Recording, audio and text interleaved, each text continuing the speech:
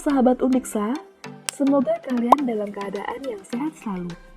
Pada video kali ini, kita akan belajar cara penggunaan Padlet. Tetapi sebelumnya, apakah teman-teman tahu apa itu Padlet?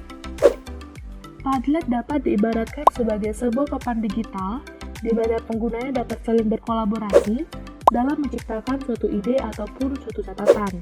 Dalam video kali ini, kita akan menjelaskan bagaimana menerapkan Padlet ke dalam kegiatan belajar online, sehingga kegiatan belajar mengajar menjadi lebih inovatif dan menarik. Nah, di sini kita akan membahas fitur dari Padlet secara lebih detail. Yuk kita simak sama-sama.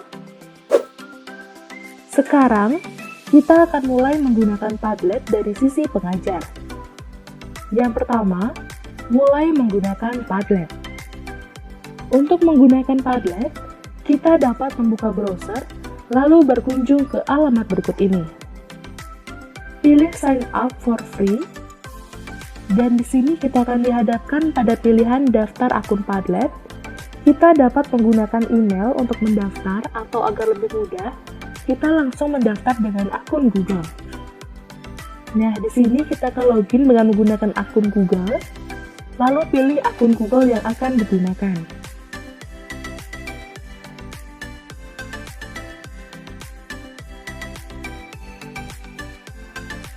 Saat memilih membership, kita dapat memilih jenis user basic atau free. Dengan beberapa limitasi seperti Padlet yang dapat ditambahkan hanya bisa sampai 3 saja, dan maksimum file yang didukung ketika ingin mengimport sesuatu ke Padlet hanya 10 MB. Sekarang, kita akan dihadapkan pada tampilan beranda dari Padlet, dan sudah terlihat bahwa kita memiliki satu Padlet, yaitu bookmark. Yang kedua, membuat Padlet dengan membuat diskusi dengan siswa. Untuk membuat Padlet, kita dapat mengklik di bagian Make a Padlet. Kemudian, kita akan dihadapkan pada 8 jenis template yang ada. Nah, di sini, karena kita akan membuat diskusi, maka pilih Wall. Sekarang kita akan melakukan pengaturan pada Padlet yang akan kita buat. Caranya, pada titel kita isi dengan judul Padlet. Sebagai contoh kita berikan judul Kimia Pertemuan 1. Pada deskripsi kita masukkan deskripsi Padlet yang akan dibuat. Sebagai contoh kita masukkan materi sistem periodik unsur. Selanjutnya, kita dapat menambahkan icon pada judul Padlet. Di sini kita akan menambahkan icon piala.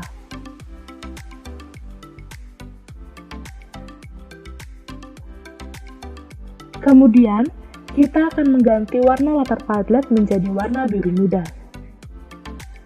Selanjutnya, pada bagian posting kita dapat mengatur interaksi kita dengan para siswa. Di antaranya yang pertama, jika kita ingin menampilkan username siswa, saat siswa melakukan postingan di Padlet ini, kita dapat menghidupkan bagian attribution. Yang kedua, jika ingin mengizinkan siswa memberikan komentar pada postingan di Padlet, kita dapat menghidupkan bagian komen. Yang ketiga, pada bagian reaction, kita dapat memilih beberapa hal yang dapat dilakukan oleh siswa, mulai dari tidak ada, memberikan like, memberikan reaksi setuju dan tidak setuju, lalu menilai dengan rentangan bintang 1-5, dan memberikan nilai berupa angka. Di sini kita akan menghidupkan like saja. Selanjutnya pada bagian content filtering, pada bagian berikut dapat dihidupkan jika setiap siswa yang menambahkan post hanya dapat terlihat jika mendapatkan izin dari si pembuat Padlet. Lalu, filter profanity untuk memfilter kata-kata tidak sopan dengan emoji senyum. Jika dirasa sudah, kita dapat memilih next, kemudian pilih start posting. Yang ketiga, posting di Padlet.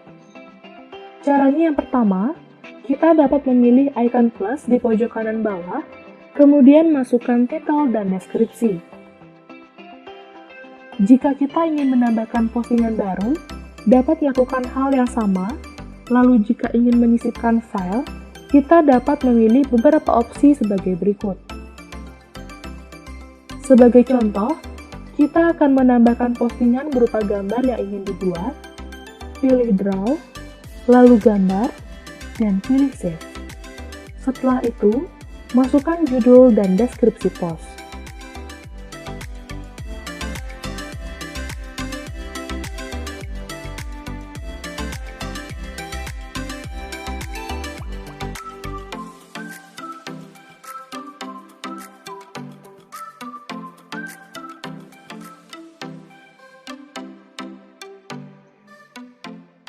Selanjutnya, jika ingin mengubah urutan post, kita dapat melakukan drag ke posisi yang diinginkan.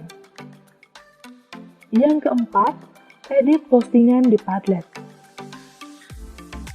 Untuk melakukan edit postingan di Padlet, pada postingan yang sudah dibuat, kita dapat memilih titik 3 di pojok kanan atas postingan dan memilih opsi yang ingin dilakukan, seperti mengganti warna postingan, edit postingan, transfer postingan ke Padlet yang lain, menyalin postingan ini ke Padlet yang lain, ataupun ke Padlet yang sedang digunakan.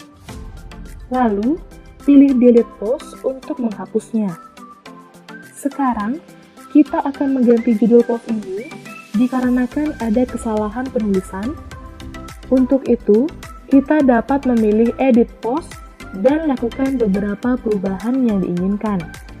Lalu, arahkan kursor ke bagian Padlet yang kosong, maka perubahan akan langsung tersimpan.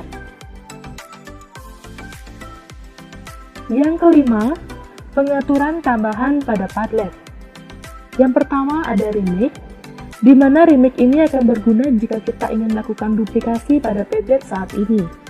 Kita dapat memilih remake, lalu isi judul dan deskripsi pada Padlet duplikasi, lalu pilih copy design dan copy post.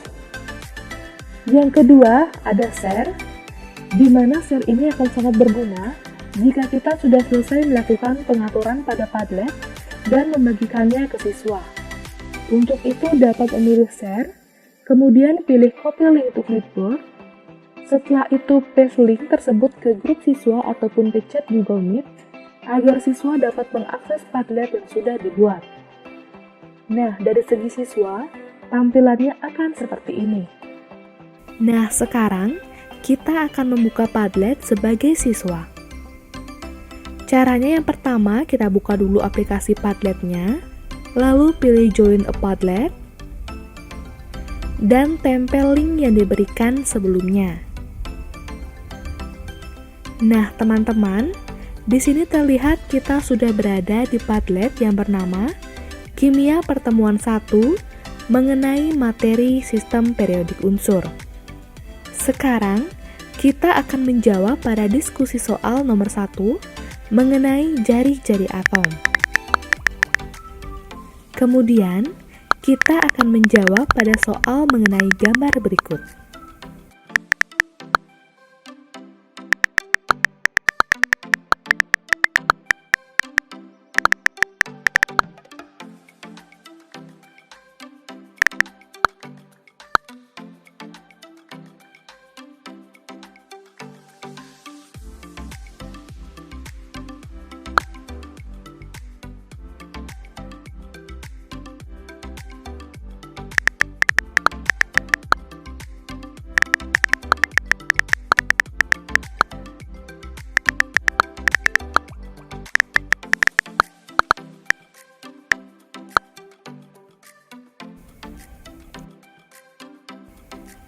Gimana?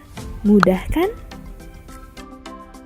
Nah, jawaban dari siswa tersebut akan terlihat di tampilan Padlet ini. Di sini terlihat ada siswa yang menjawab soal nomor 1 mengenai jari-jari atom dan pada soal mengenai gambar unsur golongan. Yang ketiga, ada clear post. Karena jenis user kita ini masih basic, maka untuk mengatasi hal yang terkait dengan keterbatasan jumlah Padlet, kita dapat menghapus semua postingan ini jika dirasa sudah selesai untuk digunakan. Dengan cara, kita pergi ke setting dan pilih clear all posts. Lalu, masukkan kode yang diberikan dan pilih delete. Yang keempat, modify. Lalu bagaimana caranya memodifikasi pengaturan Padlet yang sudah dibuat sebelumnya? Nah, karena kita sudah melakukan clear post, sekarang kita akan mengatur Padlet untuk kegiatan diskusi yang baru. Kita dapat memilih titik 3 di pojok kanan atas, lalu pilih modify, dan sekarang kita sudah dapat memodifikasi informasi Padlet sesuai dengan kebutuhan diskusi dengan siswa.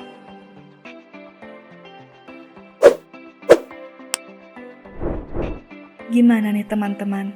Seru kan? Semoga penjelasan tadi dapat dimengerti dengan mudah ya. Jika ada yang ingin teman-teman tanyakan, dapat dituliskan di kolom komentar. Jangan lupa like, komen, share, dan subscribe channel ini untuk mendapatkan informasi menarik lainnya. Sampai jumpa di video selanjutnya. Bye!